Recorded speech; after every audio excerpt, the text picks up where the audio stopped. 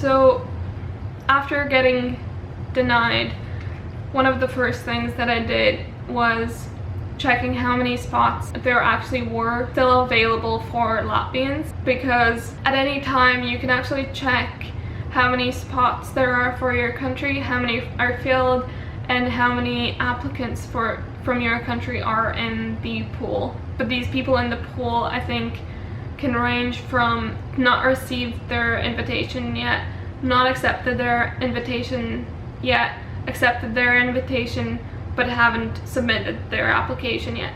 So it's quite a range. But they also have a tool of saying how likely it is for you to get invited depending on the country you're from. So I looked into Latvia and they still had, I believe, 8 spots left at this point, and it said that it was quite a high chance for me to get invited again within the next few weeks. So I applied on March 4th, which was the day after. So this was also when I figured that my passport would be expiring at the end of 2023, so at the end of this year, which would mean that I potentially couldn't even stay a full year, or would have to try to get a new passport when I was over here, because quite often you can't even travel across like continents if your passport doesn't have at least 6 months on it. So that meant that I decided to go to Latvia to get a new passport, and this again proved a little bit tricky, and because it was a last-minute flight, it was more expensive than it normally would have been, especially when traveling in March. There was a whole story about that due to the frequency of the flights. The flights were only on Sundays and Thursdays from Edinburgh, so this was on the Saturday that I decided that the only time when I could fly would be straight away to get my passport in time to apply if I got invited very soon after. I flew to Latvia from March 6th to March 10th. I showed up at the airport. I didn't have my ticket yet because on Ryanair it had said that you can only buy the flight ticket at the airport because it was less than 24 hours. When I got to the airport, they told me that they actually don't sell tickets at the airport, that they don't have the help desk or anything, and because this was super early in the morning, I couldn't even try to call up Ryanair customer service and try to get it from them.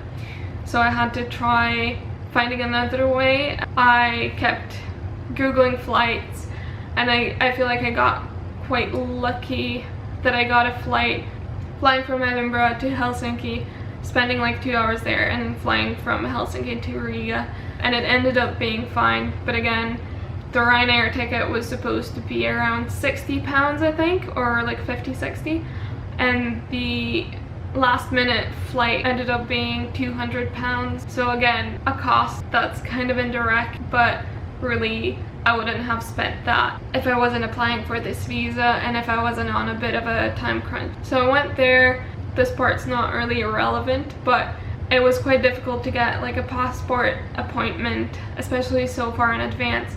So I had gotten one in like the only city that I could find one, but it was on the completely other side of Latvia from where my family lives, so it would have been like a 4-hour drive there, 4-hour drive back. But then like 2 days later you also need to do the same drive, because 2 days later you pick up your new passport. And I know that it's different in different countries, but the way that the Latvian system works is you go in person, they take your photo, they take your signature because of how the Latvian passport looks and what information is there, and then you can either get it in 2 days, but again it kind of costs extra, kind of similar to the police certificates, or I think the standard time is 10 working days or so. I obviously didn't have that much time, so I paid a bit extra to get the 2-day one. But my mom told me that some of the passport offices actually have live queues, so I might not have to go make all that trek to go to the different city. We actually ended up going to a city much closer to us, which was only like hour or hour and a half drive to that city, and that was much more manageable. Although even when I was there, I wasn't too sure if it was actually a live queue and people were a bit confused, but then they started calling people in, so I was definitely a bit more calm about that. So I got this done on the Monday.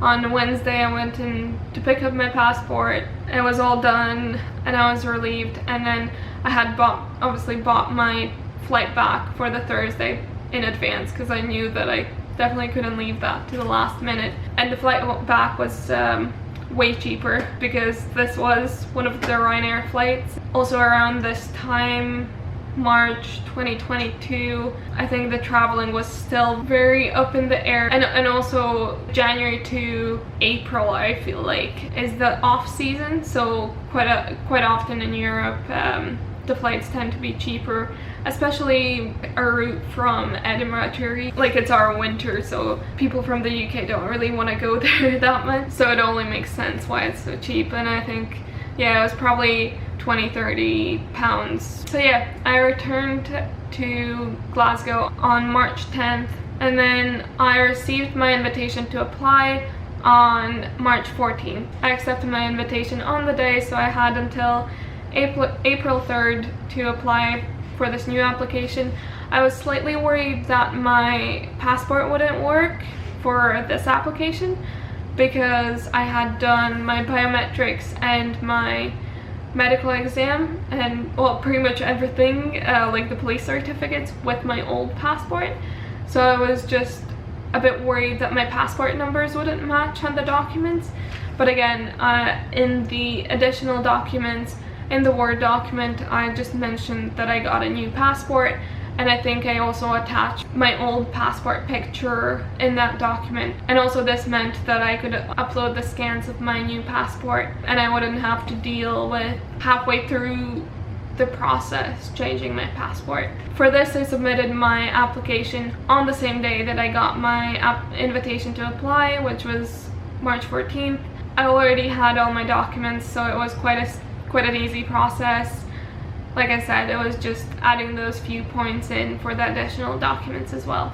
And I got my application approved on March 30th, around 2 weeks later from when I had applied. And again, I know these times can vary as well. Around that time I had heard that for some people it would be like 2 weeks from getting their biometrics done, or it might be like up to 10 weeks getting done. I think on their website you can see the wait times.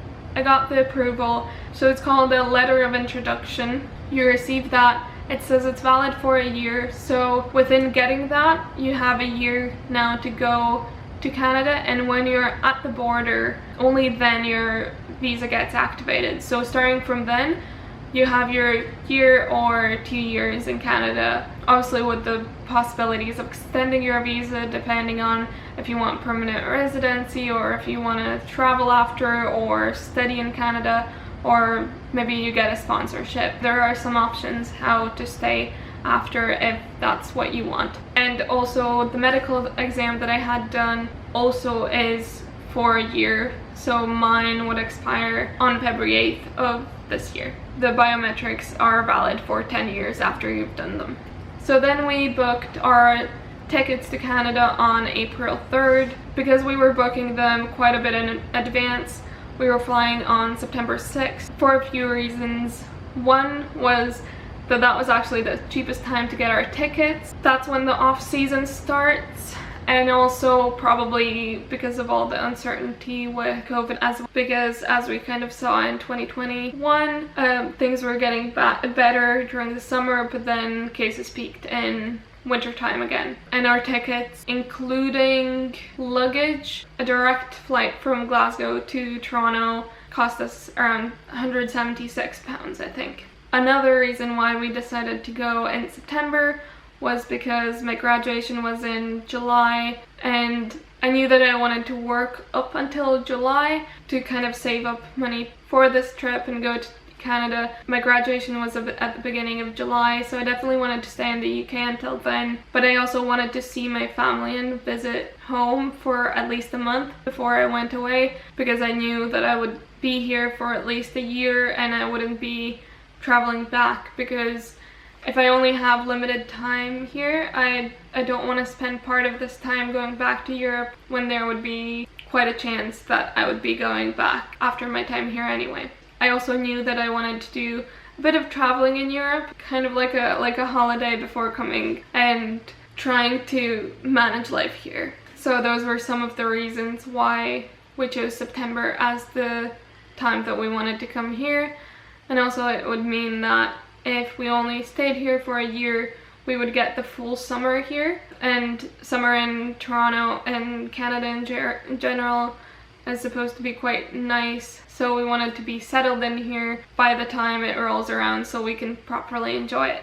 Then we needed to start getting all the documents ready for actually coming to Canada, because upon arrival, they still need to look through certain documents so they would actually approve your visa and get your visa started and activated. We needed at least 2,500 Canadian dollars each in our bank account, and we needed to provide financial statements that were no older than 2 weeks, I believe. We needed to save up for that and make sure that we had that proof, and it's pretty much just a proof that you have some money to sustain yourself for the first while until you find a job and get properly settled. We also needed emergency medical insurance, so I opted for emergency medical insurance from True Traveler. So I actually got mine for 2 years because our plan was to try to stay for 2 years. And it's cheaper getting 2 years at a time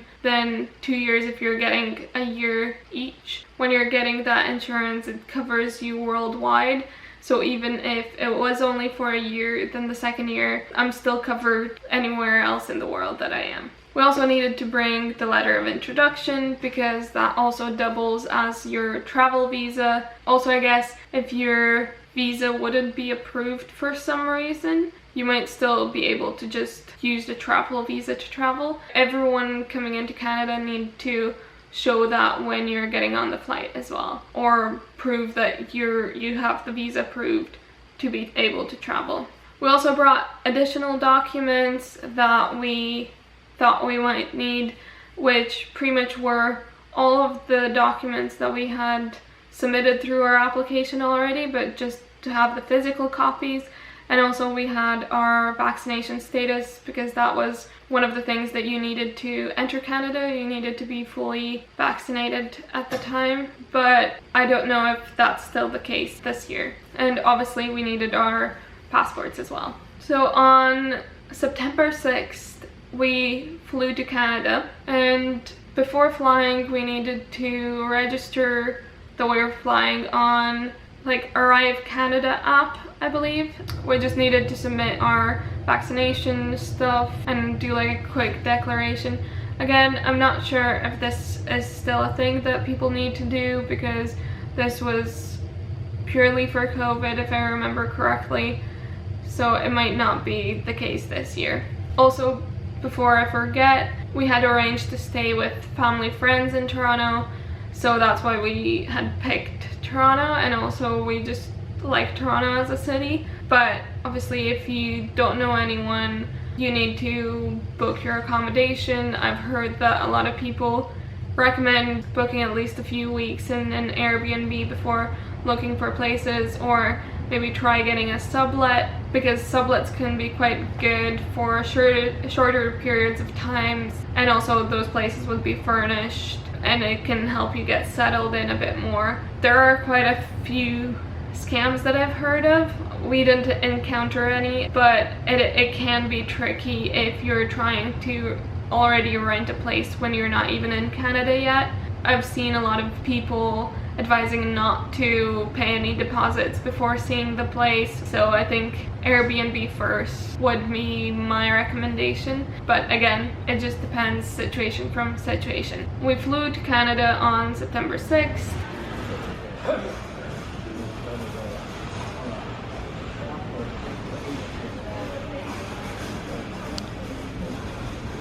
So, how are you feeling?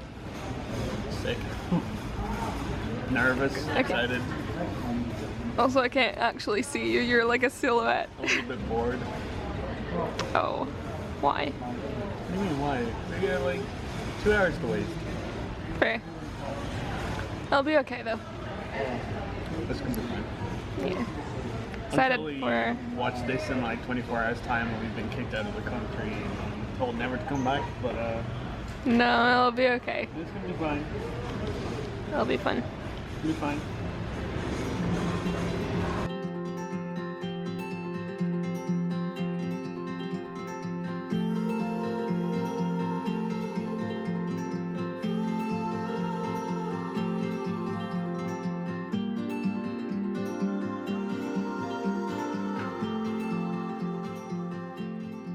The flight was fine. It was a direct flight. We still needed to wear masks because the cases in Canada were quite bad at the time, but that wasn't too bad, even though the flight was like 7 hours long, so that was the longest flight that I had been on.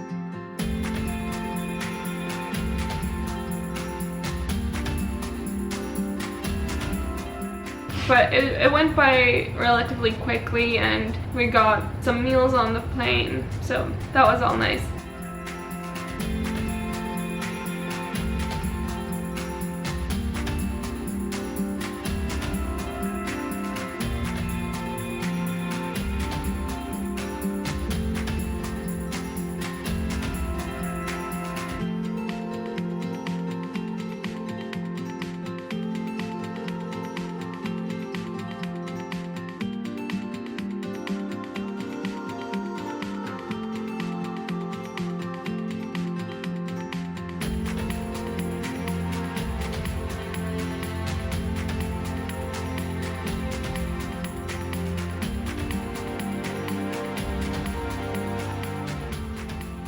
We arrived, we had done our declarations beforehand, and when you arrive there's these little like screens where you scan your passport, shows up with the information. If you hadn't done the declaration before, I think you can do it at the screen as well, and that's all good.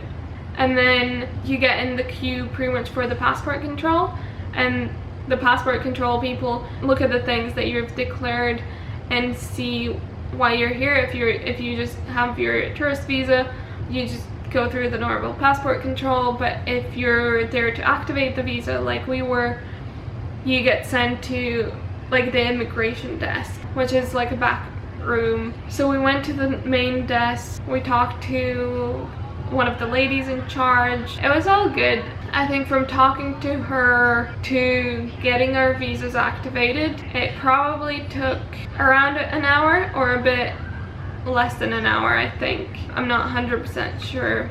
But I think from landing to going through getting our bags and meeting Neil, who is the person that we were staying with, or Neil's family, probably took less than 2 hours in total.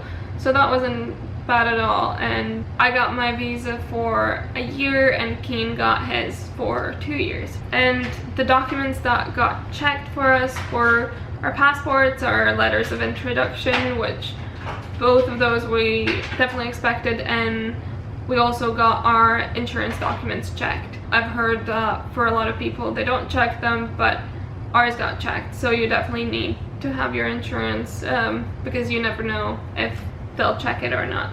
And then there were some things that we did pretty much straight after arriving in the next 3 days or so to really get settled in here. And those things were, we went and got our SIN numbers, which is social insurance number. So in the UK this is the NI number, just national insurance number, but it's pretty much your tax number that you need to get employed. We also got a phone plan, and to get the phone plan we actually needed to have our SIN numbers in order to be on like a postpaid plan. I think we could have gotten a prepaid plan, but at the time when we were at the Rogers Centre they were having IT issues, and the prepaid plan that we wanted to go for, it was just not possible to get it for some reason. So we ended up opting for the postpaid plan. Also, I'll mention getting the SIN numbers were actually surprisingly easy. We just went to one of the Service Canada centres, waited in the queue, went up to the lady, told her that we wanted to get our SIN numbers. showed our visas, showed our passports, told her our address, or like the address that we were staying at. She put in all the information and had it done in less than half an hour. Like the whole thing took less than half an hour. So that was definitely way quicker than what I experienced in Glasgow, or like in the UK, because that process took around 4 weeks, I think. So yeah, in Service Canada it was very quick. Although again, I've heard that this is not always the case. So I don't want to tell you that it takes half an hour and then for some reason you can't get it on the day. The last thing that we kind of did in that first week was getting a bank account. There are a lot of banks that offer newcomer accounts, and most of them are pretty much very similar. It's that you don't have to pay fees on your debit. The only thing about like getting a credit card, especially if you want to stay long term, you do want to get a credit card to build your credit score in order to rent places and like potentially get a mortgage or get anything on a lease, really. So yeah, I talked all about the journey we've had, and now I'll talk about the proper costs, and I'll move a bit here so I can maybe tally up the costs here. Let's start with all the documents that I needed to get done. So the UK police certificate, that was £55. The Latvian police certificate was €9 and something, so let's call it €10. The medical exam was £340, and the application cost was $259. Also, I will mention, because I forgot to mention it before, so because my first application was rejected, I actually got a refund for that application fee. So that meant that even though I had paid that application fee, I got a refund, and then and I wasn't sure if I would be getting a refund, but if your application's rejected, you get a refund. So that meant that I wasn't paying double for the applications, even though I was applying twice. I also paid around £15 for the photos and the various scans of documents, so I don't remember exactly how much it was, but let's call it £15. So those were the direct costs of this whole application process. So now the indirect costs. The indirect costs would be my trip to London, for one. The actual bus tickets there and back, I got quite lucky, and the bus tickets tend to be quite cheap because the bus isn't the most comfortable. A lot of people would rather take the train down or fly, but that was the cheapest option, and also with the timings it kind of fit in quite well for me. So that was £25 a return. I won't count the food expenses and stuff like that, and that, to be fair, those weren't that much, and also even if I was in Glasgow I might have spent that, but you can kind of consider that as well. Then another indirect expense were my flights to Latvia. Obviously this is an expense that not that many people would have, but I would think that there would be people kind of in similar situation. So those flights in total were around £230, I believe, and then my new passport and ID card, that was around €70. Also, after you've applied and you're traveling to Canada, obviously you have your plane ticket. For us it was £176 each, but this can vary depending on the time you're coming, and also I think now it would probably be more expensive, but again, this was the cost for us. And also you need your medical insurance. I think for me it was around €660 for the 2 years of emergency medical insurance. So that's another thing you need to account for. And a thing that's not really an expense, but it is money that you need to have, is the 2,500 Canadian dollars that you need in your bank account in order to travel. So if we add all of this up except for the money that you need to have. This is what it totals, so it's definitely something that you need to think of if you want to do this. Like I said, some of these expenses were specific to me because of things that I needed to get done, but a lot of the expenses are ones that everyone will need to do. To be fair, not everyone might need to get a medical exam. That's pretty much all I have to say on this topic, and that's our journey so far. Hope you enjoyed it, and see you in the next one. Bye!